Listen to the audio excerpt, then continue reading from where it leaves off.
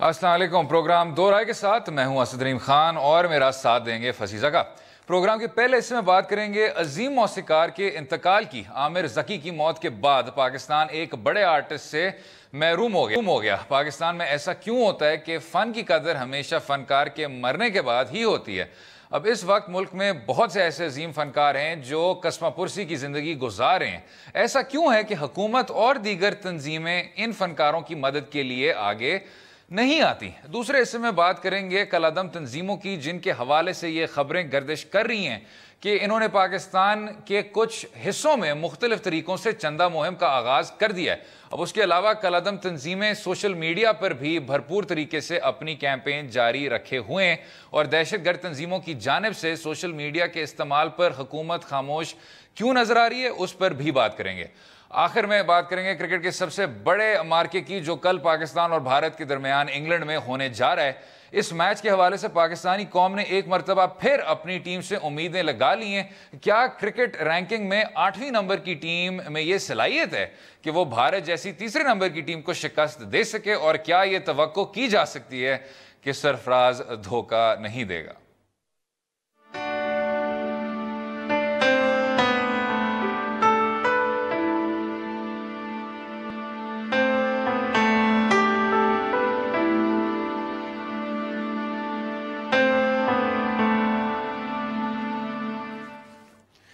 आमिर ज़की साहब, जिनके बारे में कोई उस तरह की आर्ग्यूमेंट नहीं है कि उनका टैलेंट किस हद तक था, कि वो गिफ्टेड कितने ज़्यादा थे, और बतौर एक गिटारिस्ट वो आपने भी एक बहुत अच्छी बात की फसी भाई ऑफ स्क्रीन कि 80 की दहाई में जो म्यूज़िक का सूरत हाल था, जो उसकी पहली आपको इंकलिंग्स नज़र आ रही थी, 1988 से आप फिर अगर 90 की दहाई के शुरू वाले हिस्से में पहुंच जाएं, उसमें आमिर ज़की की ये जो एल्बम थी सिग्नेचर वो आई, और वो एक इंस्ट्रूमेंटल गिटारिस्ट के तौर पे आई।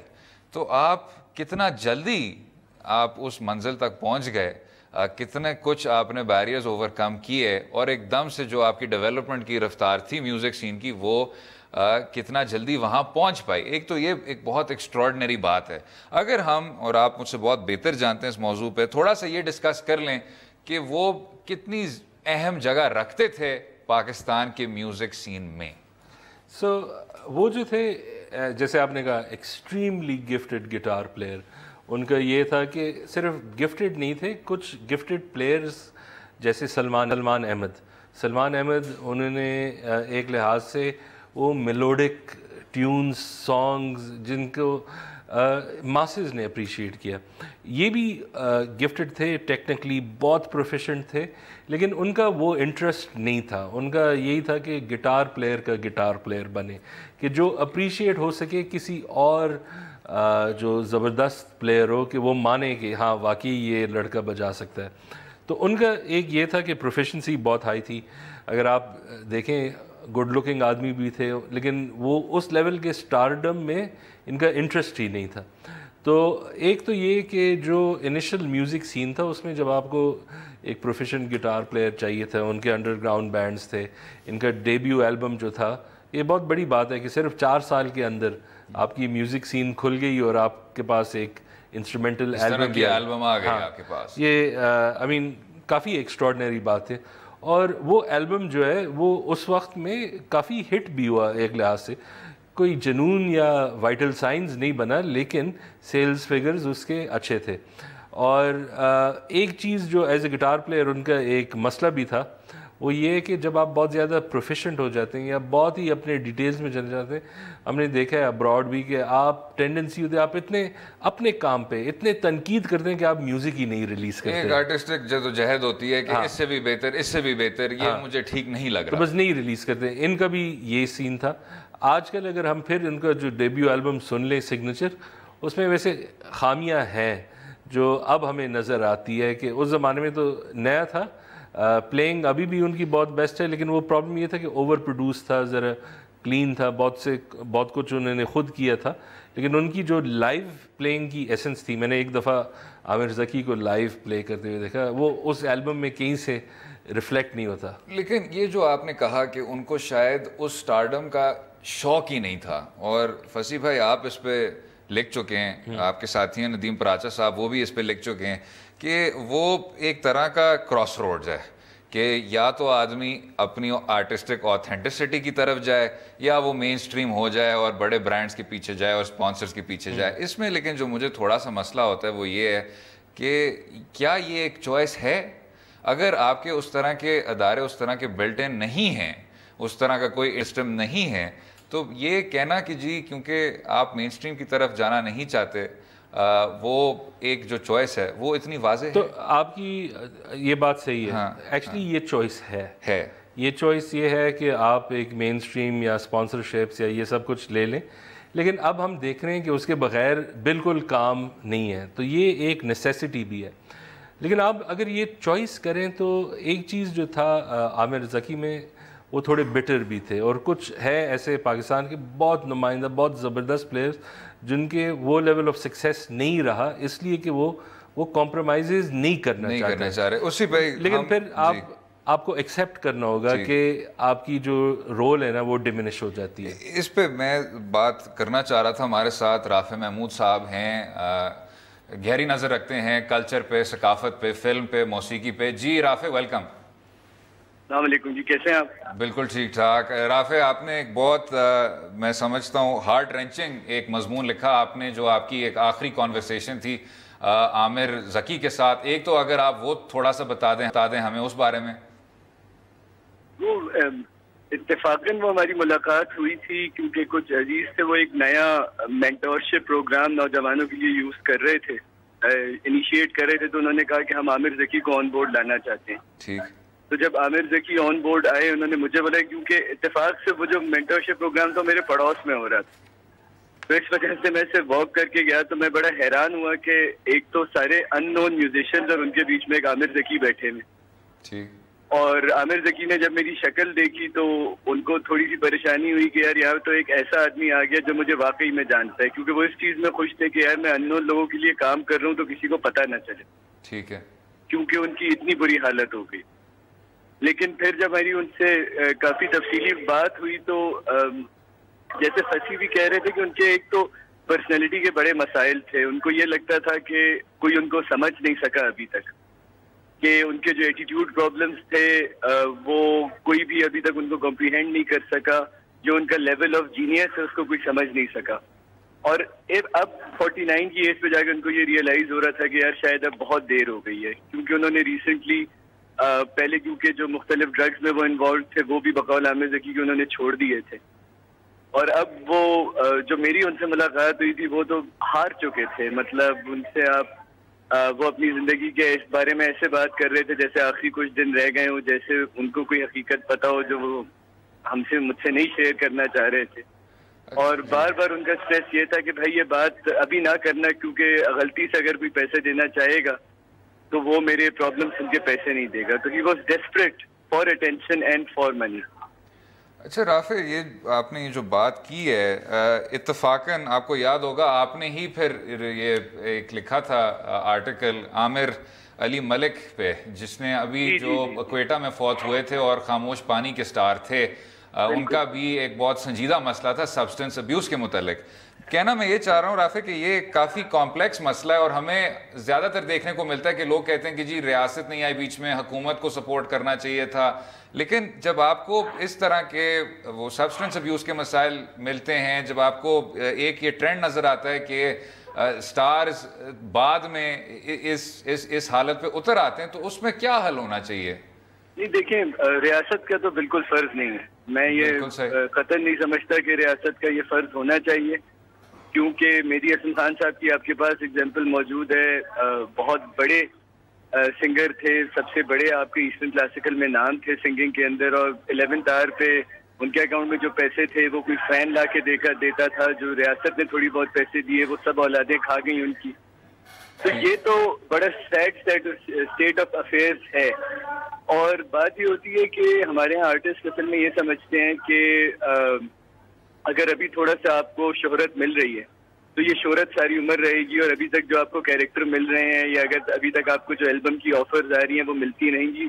कतई ऐसा नहीं होता कितने आपके इस वक्त सक्सेसफुल आर्टिस्ट हैं जो बगैर, जो आपको स्क्रीन पे नजर भी नहीं आ रहे, फिर भी आपको बहुत अच्छा लाइफस्टाइल जीते हुए नजर आ रहे हैं। उन्होंने दीगर बिजनेसेस में इन्वेस्ट किया, ठीक है, उन्होंने एक फाइनेंशियल स्टेबिलिटी ढूंढी अपनी लाइफ के अंदर। क्योंकि अगर आप ये समझते रहेंगे, खासतौर पे पाकिस्तान जैसे माशरे में जहाँ आर्ट कोई प्रायोरिटी नहीं है, किसी जी, लोगों का पेट भरना प्रायोरिटी है, गाना सुनना या फिल्म देखना प्रायोरिटी नहीं है, ठीक है, एक ऐसे माशरे में अगर आप ये एक्सपेक्ट करते हैं कि लोग आपसे आपकी तरह का काम आपको ऑफर करेंगे और आपकी टर्म्स पे ऑफर करेंगे, तो मेरे ख्याल से वो बेवकूफ़ी होगी। और ये आमिर अली मलिक के किस्से में, या जो हमारे बड़े मशहूर शायर थे सागर सिद्दीकी, इन सब के उसके अंदर, और फिर आमिर जकी के उसके अंदर भी मुझे एक बड़ा कॉमन ट्रेड नजर आता है जी, कि जी हाँ, मैं रिबेलियन था और किसी ने मेरी इस रिबेलियन को समझा नहीं, ठीक है, जमाना गलत है और मैं ठीक हूँ। तो ऐसा कभी भी नहीं होता। आपके पास बड़ी ऐसी मिसालें म्यूजिशियंस की जो इस डायरेक्शन में निकले और वो खत्म हो गए। मतलब वो आपके शायर हों, वो आपके आर्टिस्ट हों, वो पेंटर्स हों, और in the end of it मैं एक चीज़ ऐड भी करना चाहता हूँ, और मैं काफ़ी कुछ जो राफे कह रहा है मैं एग्री भी करता हूँ। ये जो बात होती है कि हुकूमत क्यों कुछ नहीं कर रही, ये बहुत सिंपलिस्टिक बात है। आपने देखा होगा इंटरनेशनली एक चीज़ है कि जो टॉर्चर्ड आर्टिस्ट होता है, जिनकी अपने जहन या दिल में इतनी रंजिश होती है, उसी पेन से हम जो वो आर्ट बनाते हैं वो हम फिर इंजॉय करते हैं। लेकिन वो जो पेन है ना, वो बहुत मुश्किल है सॉल्व करना। अगर आप देखें बाहर भी ये एग्जांपल्स होते हैं, अगर सब्सटेंस अब्यूज़ हो, कुछ और हो, रिबेलियन हो। देखिए एक ये भी होता है कि अगर आपको एक बैंड में होता है, हर बैंड में हर दिन कॉम्प्रोमाइज़ होती है, आपको समझौता करना पड़ता है, फिर आप कुछ काम करें और आपको पैसा कमाना पड़ता है। तो एक लिहाज से अगर हुकूमत पैसे भी दे, वो जैसे राफी भी कह रहे थे, वो खर्च हो जाते हैं, या एक लिहाज से जो इसका कंट्रोल है वो बहुत मुश्किल होता है। और ऐसे जो लोग होते हैं, ऐसे जो आर्टिस्ट होते हैं, वो किसी का सुनते भी नहीं है। अगर वो सुनते हैं, वो किसी और आर्टिस्ट का सुनते हैं जो उसे वो रिलेट करते हो। सब ये भी नहीं कि अगर आप बहुत मेन स्ट्रीम, बहुत हाई लेवल हो, वो ना उससे इम्प्रेस होते हैं, ना उनकी बात सुनते हैं। इनफैक्ट किस बहुत लिहाज से वो उससे इरिटेट भी होते हैं। तो ये जो प्रॉब्लम है, ये सॉल्व करना बहुत बड़ा है। और जैसे राफी ने भी कहा, लेकिन एक और चीज़ के जो इंडस्ट्री एसोसिएशंस होती है, वो एक पॉसिबिलिटी है कि जो स्टार सक्सेसफुल हो गए हैं, जो और हो गए हैं, आप एक गिल्ड सब बना देते हैं, उसमें आप मंथली पैसे डालते हैं। इसमें इंडस्ट्री का किरदार क्या होना चाहिए? जो आपके दोस्त हैं जिन्होंने उसी तबके में आपसे रखा हुआ है, उनकी तरफ कोई जिम्मेदारी होनी चाहिए। और ये ज़रा मैं राफे से भी बात करना चाहूँगा, उनके साथ भी गुफ्तगू जारी रहेगी। रहिएगा हमारे साथ।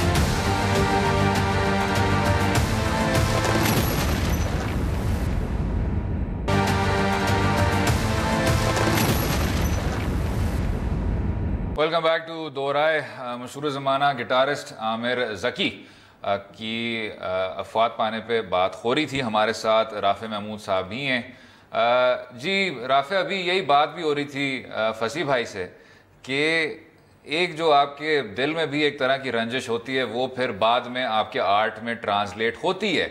लेकिन इसका मतलब ये नहीं है कि ज़िंदगी की तरफ जो आपका पूरा एक तरह का रवैया है उसमें तलखी आ जाए। मेरे ख्याल से आप इसी बात से फिर इत्तेफाक कर रहे थे। देखिए, मैं आपको बताऊं, इसमें हमारे रीजन में आपको सबसे अच्छी मिसाल आपको मिर्जा गालिब की मिलती है। ठीक है। जिनको अगर आप पॉपुलर सेंटिमेंट आप देखें तो जी शराब पी के अपनी जिंदगी खराब कर ली, जो पेंशन के पैसे भी मिलते थे वो भी शराब में लगा देते थे वो। लेकिन फिर भी in the end of the day एक मोमिन खान मोमिन वहाँ मौजूद थे जिन्होंने कोशिश की कि भाई मिर्जा गालिब को कन्विंस किया कि आप बहादुर शाह जफर के अपने किले में जाएं और उनको फारसी सिखाएं जी, और उनके लिए ये काम करें। और फिर मिर्जा गालिब का भी जो आखिरी दिनों का काम है, उसमें उन्होंने बहुत सारे कसीदे लिखे। बादशाह की नज़र में उन्होंने बहुत सारे ऐसा काम किया है जो उन जैसे रिबेलियस आर्टिस्ट जिसने जिंदगी में इतनी सारी स्टिल बर्थ्स देखी हो, मतलब इससे ज्यादा डिप्रेसिंग आपको कोई आर्टिस्ट नहीं नजर आता, और वो सब कुछ उनकी शायरी में रिफ्लेक्ट भी होता है। लेकिन उसके बाद भी दो चीजें हुई कि एक तो Mirza Ghalib was willing to change. उन्होंने कहा हाँ भाई, अगर मुझे ये चीजें करनी है, अगर मुझे अपनी बीवी के साथ कुछ वक्त गुजारना है, तो मुझे ये चीजें अडेप्ट करनी होंगी। दूसरा ये कि वो जो फसी ने गिल्ड्स की बात कही ना, वो बड़ा इंपॉर्टेंट है, क्योंकि दुनिया भर में गिल्ड्स हैं जो आर्टिस्ट के इश्यूज को लेके जाती हैं, वो स्टेट लेवल पे लेके जाएं या कॉर्पोरेट फंडिंग की तरफ लेके जाएं। लेकिन मसला असल में यहाँ पे ये है कि आपकी इंडस्ट्री मुत्तफिक हो ही नहीं सकती। वो क्यों? आपकी फिल्म इंडस्ट्री हो या खास तौर पे म्यूजिक इंडस्ट्री हो, वो इतनी डिवाइडेड है क्योंकि आपके पास इस वक्त 3 तरह के लोग हैं जी। एक लोग हैं जो जिनका खानदानी सिलसिला है, फिर एक तरह के ऐसे म्यूजिशियंस हैं जिन्होंने एक पूरा फॉर्चून बना लिया कि वो 3 टावर भी लाहौर में ओन करते हैं और साथ कहते हैं कि मैं सिर्फ म्यूजिक बनाने के लिए जो हूँ, सिर्फ म्यूजिक से अपना पैसा कमाता हूँ। ठीक है। और एक फिर आपके पास ऐसा आर्टिस्ट है जो बहुत टैलेंटेड है और वो कहता है मैं म्यूजिक के अलावा कहीं से पैसा नहीं कमाऊंगा। सही। और इन तीनों को साथ लेके बैठने की जब कोशिश हुई है, अर्ली 2000s में अली जफर, गौहर मुमताज, स्ट्रिंग्स, इन सब ने एक एम्प बनाई थी, एसोसिएशन, जिसमें इन्होंने बड़ा कॉम्प और एम्प या ऐसा कुछ उसका नाम था, इन्होंने साथ बिठाया था सबको और बड़ी कोशिश की थी। और आप पाकिस्तान तो छोड़ दे, वो लाहौर और कराची को एक पेज पे नहीं ला सके क्योंकि कराची वाले के अपने मसाइल थी, जी मेरा ये इशू है, लाहौर वाले के अपने मसाइल हैं। अभी भी जब आपकी इंडियन फिल्में बैन होने की बात होती है, कराची वाला रोता रहता है भाई इंडियन फिल्में बैन ना करो। लाहौर वाले को पता है कि मेरी रोजी रोटी जो है अगर थोड़ी बहुत होनी है जो इंडियन फिल्मों के बैन से होनी है, तो वहाँ चला जाता है। आपकी इंडस्ट्री इतनी ज्यादा डिवाइडेड है कि हाँ, जैसे फसी ने कहा कि गिल्ड सोल्यूशन तो है, लेकिन उसके लिए सबको अपनी अपनी अना का सेक्रीफाइस करना होगा। मैं ये होते हुए नहीं देख रहा। मेरे ख्याल से Aamir Zaki is just one of the many examples to come. नहीं, आई एग्री, ये ही इज़ राइट कि गिल्ड कहना आसान है, लेकिन एक ये भी है कि ईगोज इतने मैसिव है कि इस चीज़ के लिए भी शायद वो एक साथ ना सके। लेकिन बाकी ममालिक में इस तरह के गिल्ड्स होते हैं, प्रोफेशनल आर्टिस्टिक यूनियंस होती हैं और उनके भी ईगोज उतने ही बुलंद होते हैं। नहीं, ये बात आपकी सही है, लेकिन एक लिहाज से जब आपकी कल्चर में म्यूज़िक इज़ ओपनली अडॉप्टेड और ये एक तो ये भी एक कन्फ्यूजन है, फिर और मसाइल आ गए हैं, तो मेरे ख्याल में ये हो जाएगा। फैशन इंडस्ट्री ने देखिए शुरू किया था, कुछ हद तक वो अब नीचे चले गए हैं, लेकिन फिर भी कुछ ना कुछ है, एक एफर्ट जारी थी। लेकिन एक चीज़ ज़रूर है फसी भाई कि this was a very I opening discussion for me. मैं इन चीज़ों से वाकिफ़ नहीं था, उसमें मैं शुक्रिया अदा करना चाहता हूँ राफ़े महमूद का। Rafay, thank you so much, show में आप शामिल हुए, वक्त आपने दिया और इनसाइट से काफ़ी चीज़ें क्लैरिफाई हुई। तो अगर अब आप वापस इस मौजू पे आ जाएं, फैशन इंडस्ट्री ने तो कर लिया, अब आप ये तो नहीं कहना चाह रहे कि फैशन इंडस्ट्री में जो बड़े बड़े लोग हैं उनकी ईगोज़ कोई कम बुलंद हैं आपके एंटरटेनमेंट इंडस्ट्री से? एक चीज़ था कि देखें म्यूजिक इंडस्ट्री जब ये उन्होंने ट्राई की थी वो एम्प बनाना, वो उस वक्त वो बना रहे थे जब इंडस्ट्री काफ़ी मुश्किल हालात पे था। 2011, 12, 13 अगर आपको याद है, कॉन्सर्ट सब कुछ वो बंद होना शुरू किया, सबके लाइवलीहुड पे मसला हो गया था। और ये है कि कैंप्स होते हैं, लेकिन जब आप ये चीज़ बनाते हैं तो आपका मकसद यही होना है कि ये एक कोई पार्टीबाजी इसमें ना हो, तो ट्रेड यूनियन एक्टिविटी। हाँ, लेकिन जो मुझे एक बात तशवीशनाक लगी है आपकी और राफे की, हाँ, कि जी आमिर ज़की का ये एक इस तरह की मिसाल कायम नहीं हुई, आपको फिर भी एक ट्रेंड नजर आ रहा है। तो मैं अभी गुज़िश्ता दिनों आया था जी, मुन्ना लाहौरी के बारे में, ऐनक वाला जिनसे जो ताल्लुक रखते थे, फिर रूही बानो के बारे में, फिर उसके बाद एक और वो जहान आरा, ये जो तमाम आपको एग्जाम्पल्स मिले हैं, ये जो लोग हैं इनको सब भूल चुके हैं। इनकी जो जिंदगी हैं बहुत ज़्यादा दुश्वारी से गुजर रही हैं, बहुत ज़्यादा मुश्किलें से गुजर रही हैं, और कोई उस तरह का आपको कोई आसान जवाब नहीं और सबसे इम्पॉर्टेंट चीज़ ये अंदाज़ा लगाना कि इसका हल सिर्फ पैसा नहीं है। अगर आपने कुछ आर्टिस्ट को काफ़ी लोगों ने 2-3 दफ़ा हेल्प करने की कोशिश की है, वो पैसे जो है वो नहीं मैनेज होते हैं। दूसरा ये होता है कि उनके डिजीज़ होते हैं जिसकी ट्रीटमेंट चाहिए होती है। मैं अगर मेंटल डिजीज़ की बात करूं, वो एक मुश्किल प्रोसेस है, वो अक्यूमुलेट होता है बहुत टाइम में, और फिर आप ये नहीं कह सकते इस दवाई से 2 दिन में ये ठीक हो जाएंगे। और उसमें फिर आपको सिर्फ आर्टिस्ट कम्युनिटी को भी आगे बढ़ना है। अगर आप किसी हुकूमती ब्यूरोक्रेट को लेके आते हैं वहाँ से, तो वो उस बंदे की बात ही नहीं मानेंगे, वो तो उसे रिलेट भी नहीं करते होंगे। लेकिन 2-3 चीज़ें अगर हमें वाकई में ये ज़रा हल करना है, तो आई थिंक अभी भी जो आर्टिस्ट कम्युनिटी है उनको एक साथ होना चाहता है। ये जो गिल्ड सिस्टम है या जो भी एसोसिएशन है, उसमें ये खुद अपना पैसा भी लगाए, उससे फिर आपको हुकूमत से भी शायद पैसे मिल जाए, आपको फिलैंथ्रोपिस्ट से भी पैसे मिल जाए। लेकिन की ये है कि ये जो सिंप्लिसिटी के साथ हम कहते हैं तो हम एक इजहार कर लेते हैं हमदर्दी का, लेकिन वो बिल्कुल यूजलेस इजहार होता है। दूसरा, मैं एक चीज़ ये भी, और ये चीज़ ख़त्म होना चाहिए, एक चीज़ जो मुझे आज एहसास हो रही है और आज हमने भी डिस्कस की है कि इन लोगों की, इनकी भी इज़्ज़त है। अगर आप देखें लाइक आमिर ज़की का वो जो गाना है मेरा प्यार, वो सब का एक साउंड ट्रैक है, एक हमारी ज़िंदगी का एक साउंड ट्रैक होता है। आपको कुछ याद आ जाता है जब आप बिल्कुल, और कितने ज़्यादा लोगों ने कहा भी। हाँ, लेकिन हम ये नहीं कि ये अभी एक कंट्रोवर्सी चल रही है अली हैदर और वकार ज़का और 2-3 औरों का, उसमें एक बात है कि हाँ इनके हालात बहुत बुरे हो गए। सवाल ये उठता है कि why didn't anybody help him, लेकिन एक ये भी होता है कि अगर आपके और मसाइल होते हैं फर्स्ट भाई, लेकिन क्वाइट ऑनेस्टली ये मुझे बात थोड़ी सी डिस्टेस्टफुल लगी है, थोड़ी सी नहीं, बहुत ज्यादा। अगर एक बात हो गई, एक बात खत्म हो गई, इसको आप बाद में इस तरह पब्लिसाइज ना करें, इस तरह की बातें ना करें। 1,00,000 किस्म की मिसअंडरस्टैंडिंग्स होती हैं। थोड़ा सा बैठ के आदमी अब फौत हो गया, ही इज गॉन, अब उसको आपने इस तरह की पोस्ट कमेंट्री करनी है, मुझे ये चीज काफी अजीबो गरीब लगी थी।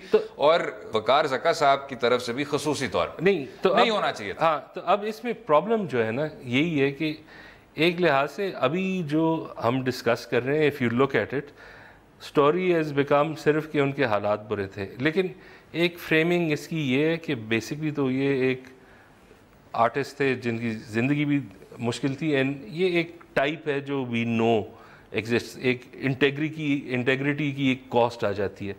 लेकिन यही कि just obsessing over the details कि किससे पैसे मांगे, किसने नहीं दिए, दैट्स वाई यही जो राफे भी कह रहे थे, ये बात सही कह रहे हैं कि फ्यूचर में यही होगा। और भी बहुत से लोग ऐसे हैं, जब तक इंडस्ट्री आ जाए, ये जो सिंपलिस्टिक सोल्यूशन मांग रहे हैं कि जी वो सिंध गवर्नमेंट का कोई बंदा आ जाए, वो एक चेक उस तरह पकड़ा दे, जो आपने ये विजुअल्स देखें कि जी आर्टिस्ट जो है वो स्ट्रगल कर रहा है, गवर्नमेंट आ गई, उन्होंने चेक पकड़ा दिया, तस्वीरें खिंचवा दी, घर चले गए। ये एक पेचीदा मसला है और ये इस तरह हल होने नहीं वाला। और ये एक थोड़ा सा माशरे से भी जुड़ा हुआ है, जो राफे ने हवाले दिया था और आपने हवाला दिया था कि लोग अप्रिशिएट नहीं करते। ये सिर्फ और सिर्फ हुकूमत का मसला नहीं है। खैर, डाला जाता है हुकूमत पे।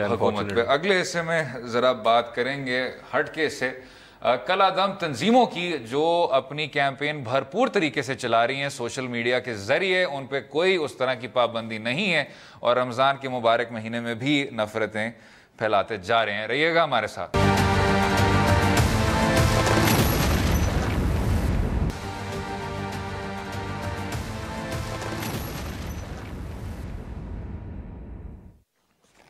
वेलकम बैक टू दोहराए बात। होगी कुछ कलादम तंजीमों की जो भरपूर तरीके से सोशल मीडिया के जरिए अपनी कैंपेनिंग कर रहे हैं और रियासत की तरफ से उन पर कोई पाबंदी नहीं है। मेरे ख्याल से जब आप साइबर क्राइम बिल जैसी चीज़ें लागू करते हैं तो वो सिर्फ और सिर्फ अगर किसी ने ट्वीट कर दी किसी वफाकी वजीर के खिलाफ, किसी ने अगर ट्वीट कर दिया अस्करी क़यादत के खिलाफ, किसी ने अगर ट्वीट कर दिया रियासत पाकिस्तान के नज़रिए के खिलाफ, तो फिर उन पर जो क्या कहते हैं the long arm of the law पूरी तौर पे उन तक रसाई हासिल करता है और उनको अंदर करता है और उनको उठवाता है और वो फिर एकदम से गायब भी हो जाते हैं। उन पे फिर केस आ जाते हैं, फिर उनकी लिस्ट एक फहरिस्त होती है जो सोशल मीडिया पे लागू होती है।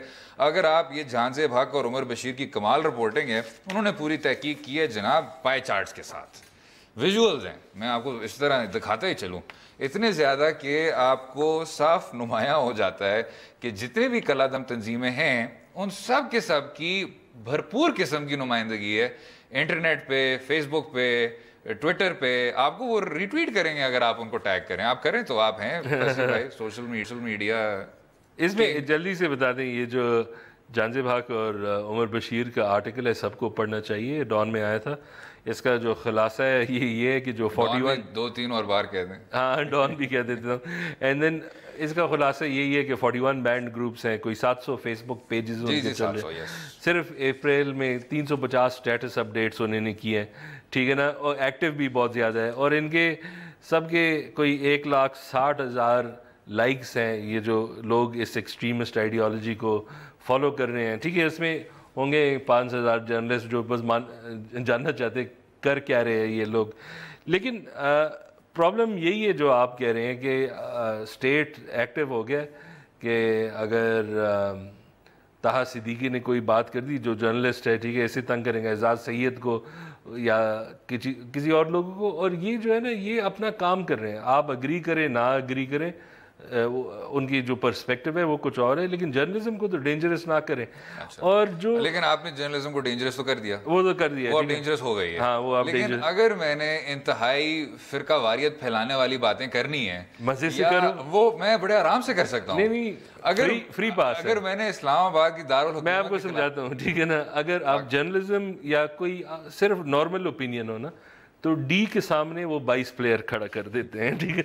अगर आप फिर कवारियत करें वो गोलकीपर हट जाता है। हाँ, हट जाता है, हट जाते हैं। वो कहते हैं कि जी आप बिल्कुल बात करें, आप अगर आपने शहर में वॉल चॉकिंग करनी है, कराची शहर में, अगर आपने लाहौर में बैनर लगा देने, अगर आपने जनूबी पंजाब में बैनर लगा देने, जनूबी पंजाब में तो खैर अगर आपने अपने सियासी जमात के दफ्तर खोलने तो आप जरूर दफ्तर खोलिएगा। तो यहाँ एक तरह की फ्री आपको मिल गई है, हर तरह का आप खुलेआम ये कुछ करें। मुझे जो समझ नहीं आती वो ये है कि इसका फायदा क्या है, आप करना क्या चाह रहे हैं? क्या ये वही है कि जी some groups worse than others, के कुछों पे हम आएंगे, बाकियों पे हम आराम से आएंगे, क्यों, और एक साथ हम कर नहीं सकते?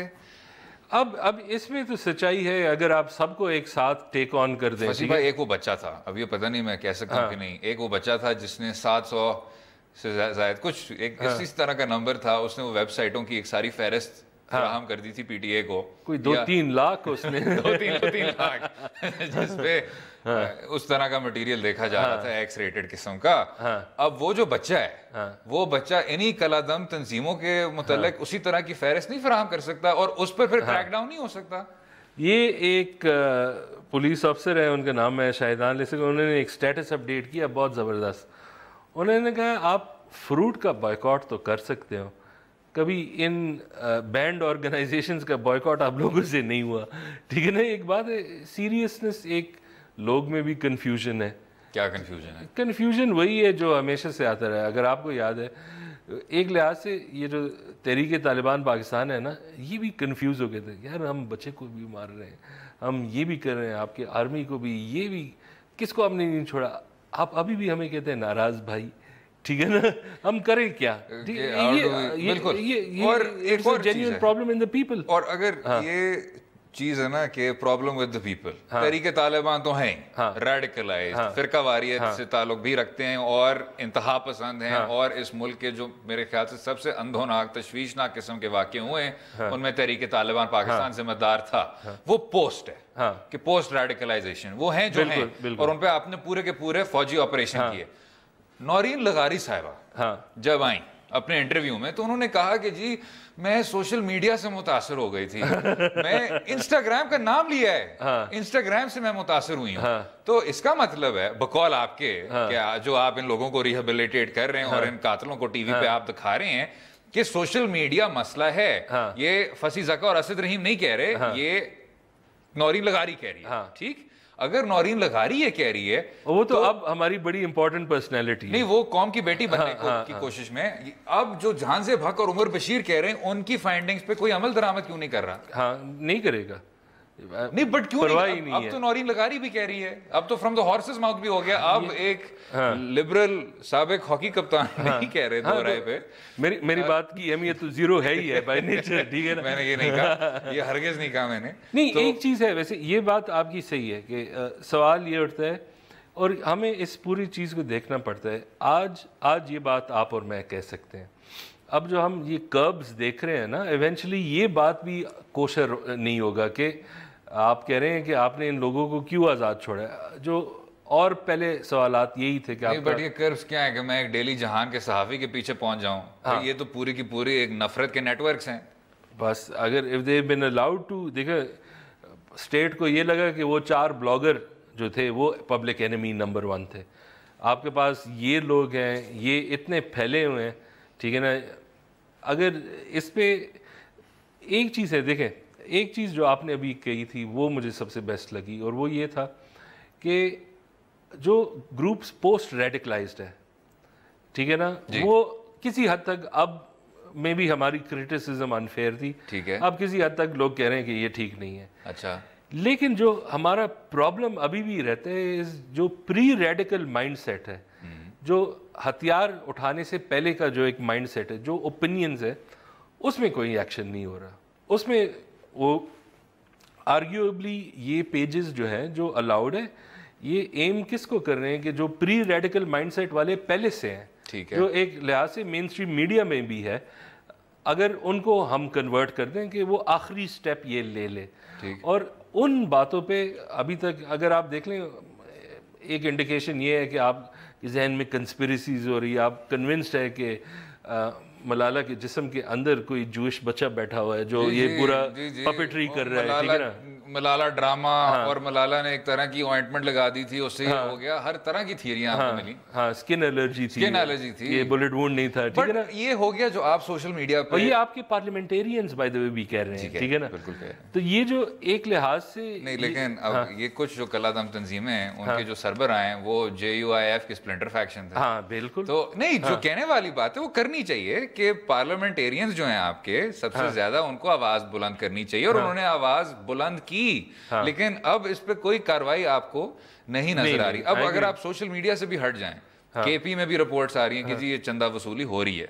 अगर आप अभी चले जाएं, वो वॉल चॉकिंग्स पढ़ लें। अगर आप जनूबी पंजाब में चले जाएं जहां इनके दफ्तर पूरे तौर पे खुले हुए हैं, जनूबी पंजाब छोड़ दें जनाब, अगर आप अपने बड़े बड़े शहर देख लें, क्वेटा देख लें, लाहौर देख लें, पेशावर देख लें, तो उधर इन लोगों के जो परचम है आपको बड़े बड़े जलसों में लहराते हुए मिलेंगे।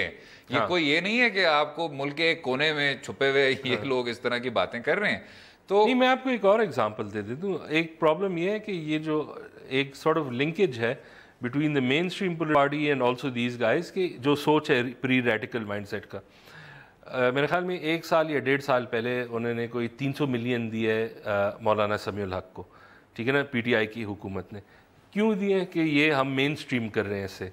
उसमें क्वेश्चंस थे कि ये तो पहले से इनका कॉलेज है, ये सब कुछ। अब जब एक सॉर्ट ऑफ कंसेंसस हुआ है, आलमों ने कह दिया है अभी कि टेररिज्म हर लिहाज से गैर इस्लामी है, ये इसमें अब वो कर रहे हैं, छेड़ कर रहे हैं, तो वो पैसे तो वापस ले ले। बिल्कुल सही बात है। अब मतलब आपने पैसा फराम किया, वो उससे आगे बढ़ गया है।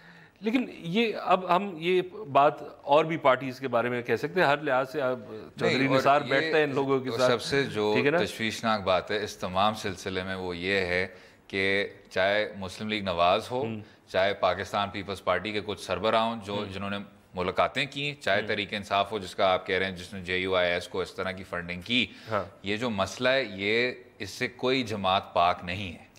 ये सब के सब मुलव्वस हैं। आपने एक पूरा का पूरा ओवरहॉल करना होगा, इस माइंडसेट को बदलना होगा, वरना फेसबुक पे जो पेज हैं वो this will be the least of your problems. मैं आपको एक और चीज़ भी बताऊं, ये जो जानजेब हक और उमर बशीर का आर्टिकल है, ये किसी और मुल्क में निकल आता, ये एक एक्सप्लोजन होता, स्कैंडल होता, ठीक है ना। इधर हुआ जी, उसका न्यूज साइकिल था, बात खत्म हो गई, एक दिन बस, एक दिन, बिल्कुल ऐसे ही है। अगले हिस्से में अब बात करेंगे इससे भी हट के जो पाकिस्तान और हिंदुस्तान के बीच सबसे बड़ा मार्का ODI आने वाला है, और फसी ज़का साहब जिनकी गहरी नज़र है इन चीज़ों पे, वो बात करेंगे, और सिर्फ वो बात करेंगे। रहिएगा हमारे साथ।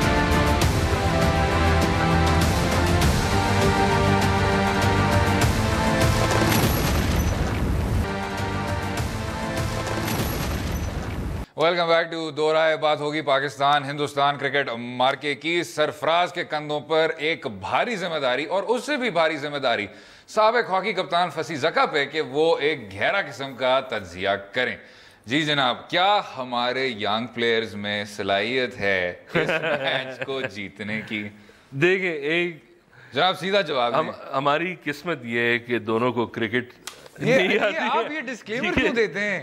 हमने इतना स्ट्रॉन्ग स्टार्ट किया, अब आप जरा हैवी एनालिसिस करें प्लीज। हैवी एनालिसिस मैं तो बहुत मुश्किल से ही करूंगा, लेकिन ठीक है, मैं ये कह सकता हूँ कि हमने जब ये प्रोग्राम शुरू किया हमने ये सोचा था कि थोड़ा बहुत इकोनॉमिक्स सीख लेंगे, ठीक है, मिलिट्री स्ट्रेटजी भी सीख लेंगे।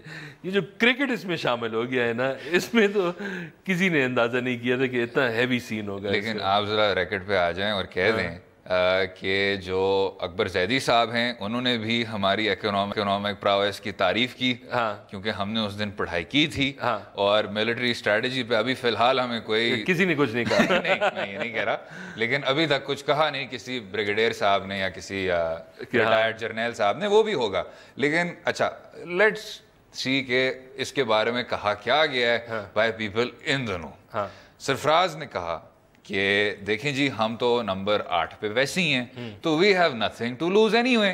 तो ये मुझे बात बहुत खूबसूरत लगी। इससे ही आदमी पंप होता है कि जी अगर बाजी लगाई, जीत गए तो क्या बात है, अगर हार गए तो कोई बात नहीं। तो इसका मतलब ये फिर कंजर्वेटिव गेम ना खेलें, ठीक है ना, अंदर जाएं, गो ऑल आउट, जो कुछ 1 2 3 डक भी आ जाएं, जो भी है, तो हम मान लेते हैं कि ये स्ट्रेटजी फसी भाई, ये जो आपने अभी बात की है ना, ये इसी बात, ये जो सोच है ना, जो जिसकी आपने अभी नुमाइंदगी की है, इसी वजह से शायद आफरीदी साहब इतनी देर से हमारी टीम में ये वैसे बात सही है, रिजल्ट्स और नतीजे और परफॉर्मेंस के बावजूद अगर आदमी थोड़ा सा मैजिक ला सकता है, थोड़े से छक्के चौकों की उम्मीद हम में रख सकता है, तो उसको टीम में हमेशा के लिए होना चाहिए। एक चीज है जो मैं सिर्फ ये कहना चाहता हूँ कि आई होप कि इंडिया पाकिस्तान के दोनों जो फैंस हैं, ये तो बहुत बड़ा इवेंट होता है, 1 बिलियन लोग ये मैचेस देखते हैं, इसमें जो नफरत है ना, ये मत लाएं, एंजॉय, नेशनल प्राइड के लिए खेलें।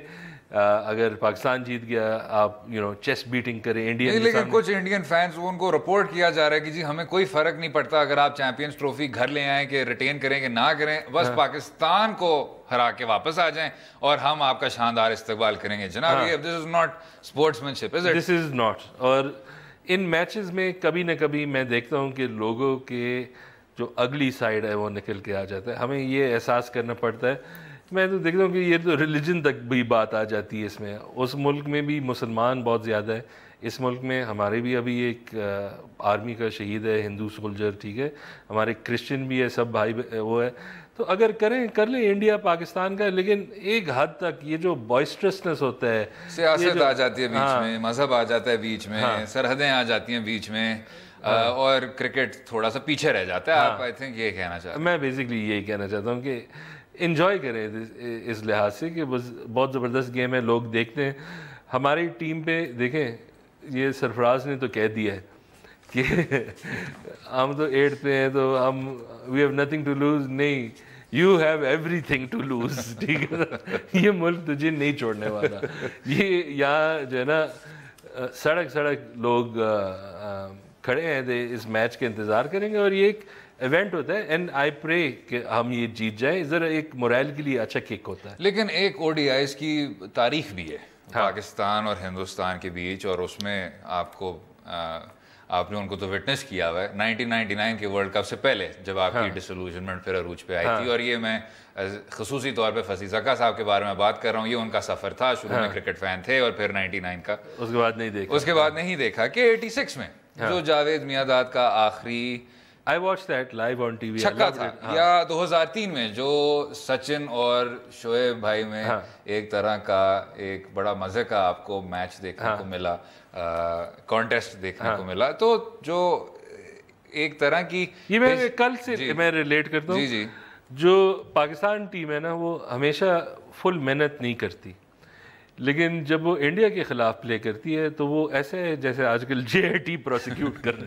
हैं, लेकिन ऑल आउट अपना काम पूरी कर रहे हैं। कि हम बीच में सियासत को नहीं लाएंगे, इंडियन फैंस को भी बीच में सियासत नहीं लानी चाहिए। अब आप एक क्रिकेट के सेगमेंट के बीच JIT की बात कर रहे हैं, तो सारी बात है कि आपने हर चीज को पैनामा आइज कर दिया है। ये है नहीं, खैर बात आपकी। अच्छा, बेट लगाते हैं जी, ठीक है, हो जाए। मैं कहता हूँ पाकिस्तान जीत रहा है, ठीक है, तो 1000 रुपीज़ का, तुम कह रहे हो इंडिया जीत रहा है। नहीं, मैं कह रहा हूँ पाकिस्तान जीत रहा है, ठीक है, तो ये बेट हो ही नहीं सकता। I wanted to put you in that position. मुझे समझ आ गई थी, ठीक है, लेकिन नहीं, मैं भी कहूँगा कि पाकिस्तान जीतेगा। हम दोनों बेट लगा रहे हैं, लेकिन वो आप बेट को जरा छोड़ दें, थोरो एनालिसिस है, क्योंकि वो जो छठा बैट्समैन है उसकी वो एज है, जो उस तरह का कोई जुमला बोल दें। वो सिली मिडॉन पे कट बहुत जबरदस्त मारता है। ये प्रेडिक्शन हो गई, और इंशाल्लाह ताला इसी प्रेडिक्शन के जरिए हमारी रेटिंग्स बहाल होंगी। उम्मीद है आपको आज का प्रोग्राम पसंद आया होगा। अपनी राय से मुझे और फसी ज़का को भी आगाह कीजिए, और कल तक इजाजत दें। खुदा हाफिज।